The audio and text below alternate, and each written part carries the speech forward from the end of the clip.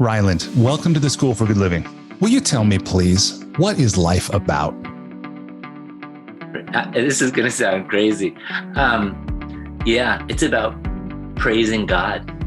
I mean, not in a it's about, I've had that explicitly, those whispers come into my mind, and I don't normally articulate it but praising, being in gratitude for existence, for life, for those we love, for the elements of nature, for being able to experience the beauty of this creation, and allowing ourselves to feel the bigness of that.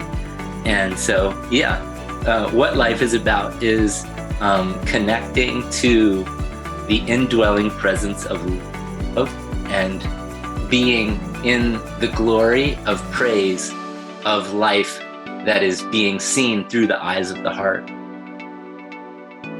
With that, I hope you enjoy and benefit from and get involved in this possibility of regeneration with my new friend, Ryland Engelhart.